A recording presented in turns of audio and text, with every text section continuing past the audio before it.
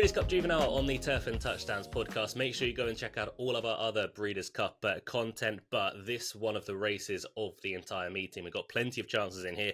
As we stand over in the UK, East Avenue is currently 9-4 favourite, Chancellor McPatrick at 4-1, Jonathan's Way 11-2, Gaming at 7-1, Ferocious at 10s, 12-1 and bigger the remainder. That will change the closer we get to off time, but Tom Collins alongside myself, Luke Elder. This is an absolute stormer to not get us underway with on Friday, but to almost kick off the meeting. Yeah, the best race on Friday, without a shadow of a doubt, in terms of raw ability of these horses. There should be a fast and fierce early pace as well. There's a pretty short run to the turn over this trip. So, these horses, especially those drawn outside, are wanting to get across and find a nice position. East Avenue draws the inside post, the one hole. He's going to go forward, but how close to the front can he get? Getaway Car from 2 is a front runner for Bob Baffert. Jonathan's Way from 5 should be up there. Citizen Bull from 6. Perhaps one of the Japanese horses too will go forward. So I'm expecting a fast early pace and a really good race. Yeah, I think East Avenue could get quite a nice sit from the inside. There should be a bit of speed.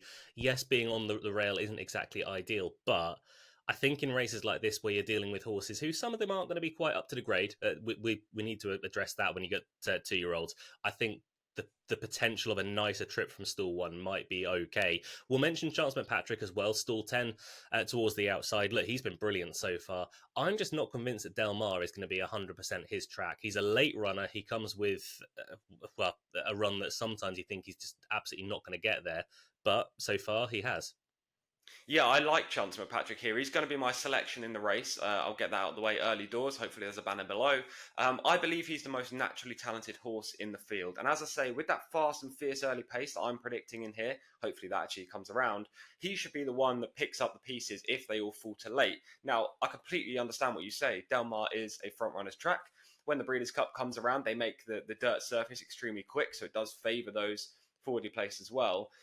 But I just think he's the most naturally talented. And we've seen in the past 2 runs for Chancellor McPatrick, he's overcome tracks that were also supposedly biased towards forwardly placed horses.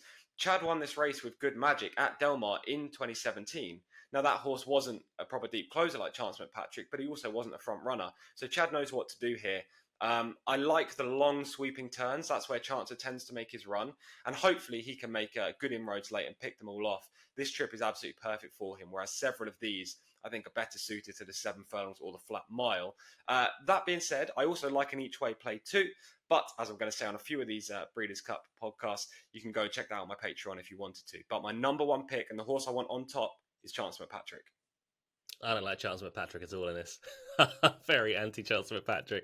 I think East Avenue is going to come out on top. I think he's a very, very talented individual. It's quite the opposite. You were with East Avenue last time around. I thought Ferocious might beat him, but he really impressed me the way that he went through things over at Keeneland in the Breeders' Futurity. Generally a big pointer towards this race. He just didn't stop. Ferocious is a very good horse back in second and obviously reopposes in this spot. I think Jonathan's Way might be the one to follow him home as well. Again, he was very good in the Iroquois.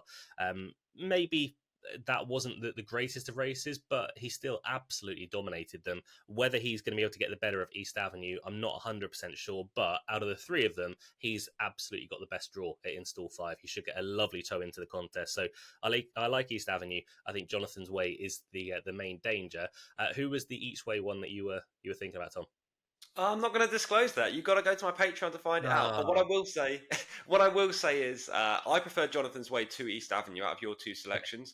I thought after the Iroquois, Jonathan's Way would actually be favourite for this race, but obviously East Avenue came out and was exceptionally impressive off the front.